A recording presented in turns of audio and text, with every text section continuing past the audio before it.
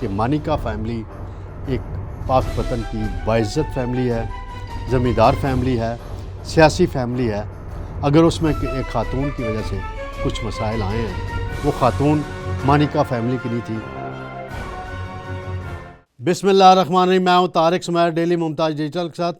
ناظرین، آج لاہور میں میاں محمد نواز شریف نے راولپنڈی میں جو ٹکٹوں کا مسئلہ تھا اس پر ایک بڑی میٹنگ کی۔ انہوں نے حنیف عباسی کو بلایا، چودھری تنویر کو بلایا، ملک ابرار کو بلایا، دانیال چودھری کو بلایا، ناصر بٹ کو بلایا، سجاد خان کو بلایا، اور بڑی وہاں پہلے علیحدہ علیحدہ میاں صاحب نے سب سے ملاقات کی۔ مریم نواز بھی موجود تھیں، شہباز شریف بھی موجود تھے۔ پھر بعد میں ایک میٹنگ ہوئی۔ وہاں دو ایشوز آ رہے تھے۔ ایک آ رہا تھا کہ ناصر بٹ کہہ رہے تھے کہ جی میں نے MNA کا بھی لڑنا ہے، MP کا بھی لڑنا ہے، اور سجاد خان جو ہیں وہ MNA کا ٹکٹ مانگ رہے تھے، اور اس حلقے میں مانگ رہے ہیں جہاں دانیال چودھری جو ہیں وہ امیدوار ہیں۔ اور اس حلقے میں 2018 کے ضمنی الیکشن میں سجاد خان 300 ووٹوں سے الیکشن ہار گئے تھے۔ تو میں پہلے جو ایک اطلاع ہے وہ ناظرین کو بتا دیتا ہوں۔ مجھے لاہور سے نون لیگ کے ایک اہم رہنما نے اطلاع دی ہے واٹس ایپ پہ۔ انہوں نے بتایا کہ جی MNA کے کینڈیڈیٹ ہیں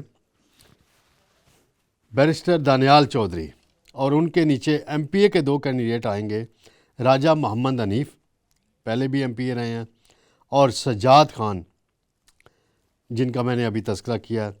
پھر دوسرا جو حلقہ ہے سٹی والا جس کو کہتے ہیں، محمد حنیف عباسی، اور ان کے نیچے دو MPA آ رہے ہیں، شیخ ارسلان اور ضیاء اللہ شاہ۔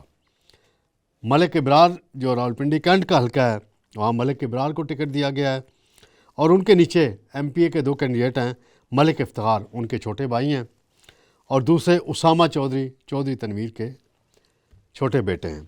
ناظرین، یہ جو مصدقہ اطلاع ہے یہ وہاں یہ کہانی ہوئی کہ سجاد خان کو جب میاں نواز شریف صاحب نے بلایا علیحدگی میں، تو انہوں نے اپنا موقف پیش کیا، اور میاں صاحب نے ان کو کہا کہ آپ MPA کی نشست پہ دانیال کے نیچے الیکشن لڑ رہے ہیں۔ تو سجاد خان نے وہاں یہ موقف پیش کیا کہ میں صرف 300 ووٹوں سے ہارا ہوں، شیخ راشد شفیق سے، اور دھاندلی کی گئی تھی، گڑبڑ کی گئی تھی، اور جو شیخ رشید کے مقابلے میں دانیال چودھری ہیں وہ 32,000 ووٹوں سے آ رہے ہیں۔ اگر چودھری تنویر صاحب خود الیکشن لڑیں، وہ میرے بڑے بھائی ہیں، تو میں ان کے نیچے MPA کا الیکشن لڑنے کے لیے تیار ہوں، میں لڑ لوں گا، مجھے کوئی مسئلہ نہیں۔ اگر دانیال میرے نیچے MPA کا امیدوار آ جائے تو میں سارا خرچہ بھی کروں گا اور ان کو جیتنے کی گارنٹی بھی دیتا ہوں۔ یہ ان کا موقف ہے ناظرین۔ پھر انہوں نے کہا کہ دانیال جو ہیں وہ عمر میں مجھ سے چھوٹے ہیں، تجربے میں چھوٹے ہیں، سیاسی تجربے میں، تو میں کسی صورت ان کے نیچے MPA کا الیکشن نہیں لڑوں گا، کیونکہ میں نے راولپنڈی میں اپنے حامیوں سے، اپنے ووٹروں سے، اپنے چاہنے والوں سے کوئی یہ زبان دے رکھی ہے۔ بہرحال یہ ہوئی اس میں گفتگو، جو جہاں تک میری معلومات ہیں۔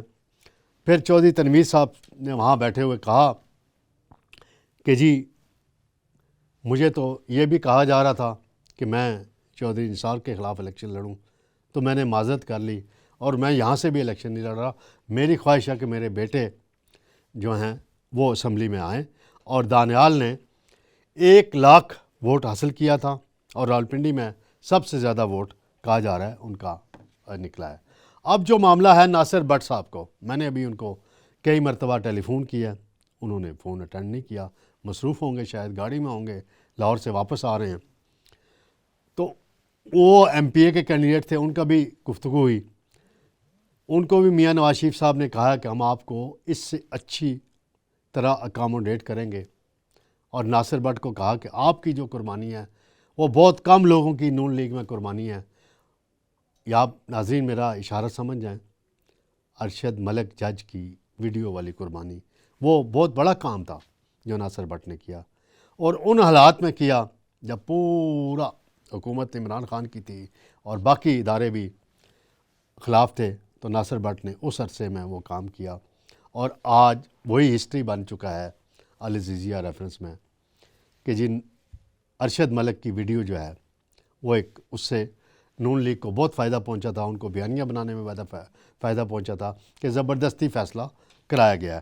یہ تو ناظرین میں نے آپ کو راولپنڈی کی صورتحال اب بتا دی ہے، اور بھی اس کے علاوہ کئی حلقوں کے فیصلے ہو رہے ہیں۔ اٹک میں شیخ آفتاب کو ٹکٹ دیا جا رہا ہے، اسی طرح ملک سہیل کمبڑیال جس کو ہیں ان کو ٹکٹ دیا جا رہا ہے فتح جنگ جنڈ کی سیٹ سے۔ پھر اسی طرح ٹیکسلا سے بیرسٹر عقیل کو ٹکٹ دیا جا رہا ہے، ان کے نیچے ایم پی اے عمر فاروق آ رہے ہیں، اور ایک طرف آ رہے ہیں محسن ایوب، ایک معروف شخصیت تھے گولڈا شریف کی، شاہین خان آف گولڈا کہا جاتا تھا، ان کے بیٹے ہیں محسن ایوب، اور بڑی محنت کر رہے ہیں اپنے حلقے میں، اور توقع کی جا رہی ہے کہ وہ سیٹ نکالیں گے۔ پھر آپ چلے جائیں چکری کی والی نشست پہ، جہاں پہ چودھری نثار علی خان مد مقابل ہوں گے، وہاں ابھی حتمی فیصلہ نہیں ہوا، ابھی گفتگو جاری ہے۔ انجینئر قمر الاسلام پرانے نون لیگ کے آدمی ہیں، 2018 میں جیل بھی کاٹی انہوں نے، اور دوسری طرف ایک بڑے انویسٹر آ گئے ہیں میدان میں، چودھری نعیم اعجاز، جو آج کل اپنے انٹرویوز میں یہ کہتے ہیں، اپنی تقریروں میں یہ کہتے ہیں کہ سرور خان نے ان سے کروڑوں روپے لیے، فلاں نے ان سے کروڑوں روپے لیے۔ تو بھئی آپ نے کوئی غلط کام کیا ہوگا تو آپ نے پھر کروڑوں روپے دیے ہوں گے، اگر دیے ہیں تو۔ یہ آپ کی زبانی بات کر رہا ہوں میں۔ اور اس وقت Sarwar Khan P T I کے وزیر تھے، اور آپ پی ٹی آئی کے لوگوں کے ساتھ ان ٹچ تھے۔ بہرحال یہ نون لیگ کی قیادت نے فیصلہ کرنا ہے کہ کس کو ٹکٹ دینا ہے، اور چودھری نثار کو میدان سے سیاسی طریقے سے آؤٹ کرنا ہے۔ وہاں پر سرور خان بھی الیکشن لڑ رہے ہیں، 2 نشستوں سے وہ لڑ رہے ہیں استحکام پاکستان پارٹی کی طرف سے۔ تو یہ تازہ ترین راولپنڈی کی صورتحال میں نے آپ کو بتا دی۔ اسلام آباد کی بھی بڑی دلچسپ صورتحال ہے، 3 نشستیں ہیں، نون لیگ کے امیدوار ہیں، کافی سارے ہیں۔ شیخ انصر جو میئر تھے، نامینیٹڈ میئر تھے، کوئی ڈیلیور نہیں کر سکے تھے، وہ بھی کلیم کر رہے ہیں کہ مجھے 46 سے ٹکٹ مل رہا ہے۔ ذیشان نقوی ہیں سابق ڈپٹی میئر، وہ بھی کہہ رہے ہیں میں بھی امیدوار ہوں 46 47 سے۔ پھر طارق فضل چودھری ہیں، ڈاکٹر صاحب، ایکس منسٹر رہے ہیں، ایم این اے رہے ہیں، وہ بھی 2 نشستوں سے الیکشن لڑ جاتے ہیں، 47 اور 48 سے۔ اب اس حوالے سے ابھی فیصلے حتمی نہیں ہوئے۔ اور انجم عقیل 46 سے امیدوار ہیں، 2008 میں ایم این اے رہ چکے ہیں، اس کے بعد 2013 کا الیکشن وہ نہیں جیت سکے کیونکہ جاوید ہاشمی آ گئے تھے اور تحریک انصاف کی ہوا چل رہی تھی۔ پھر 2018 میں تحریک انصاف کی ہوا تھی اور باقی بھی کچھ حالات تھے، اسد عمر جیت گئے، اور انجم عقیل اب بھی امیدوار ہیں۔ ان کا ٹکٹ کا مقابلہ ذیشان شاہ سے ہے، جن کے شانی شاہ کہا جاتا ہے۔ تو پارٹی قیادت نے ابھی اس حوالے سے حتمی فیصلہ کرنا ہے۔ ناظرین ایک اور بات آخری میں آپ کو بتاتا چلوں، بشرا بی بی کا بڑا تذکرہ آ رہا ہے، کئی حوالوں سے آ رہا ہے، نیب ان کو طلب کر رہا ہے۔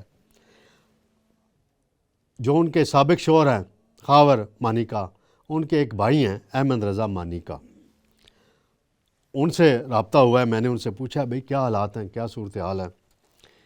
تو انہوں نے جو بات کی ہے کہ انہوں نے کہا کہ ان کے بڑے بھائی خود فیصلے کرتے ہیں، میں ان میں انوالو نہیں ہوتا۔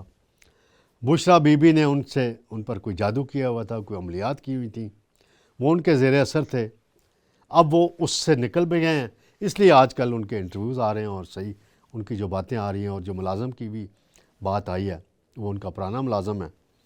پھر انہوں نے ایک بات پہ میڈیا پہ کہا، شکوہ کیا کہ میرا میڈیا سے شکوہ ہے، میری شکایت ہے کہ آپ ہمارے خاندان کو بدنام نہ کریں، کہ مانیکا فیملی ایک پاک پتن کی باعزت فیملی ہے، زمیندار فیملی ہے، سیاسی فیملی ہے، اگر اس میں ایک خاتون کی وجہ سے کچھ مسائل آئے ہیں، وہ خاتون مانیکا فیملی کی نہیں تھی، وٹو فیملی سے تھی، شادی ہو گئی، پرانی باتیں ہیں اس میں ڈیٹیل میں نہیں ہے۔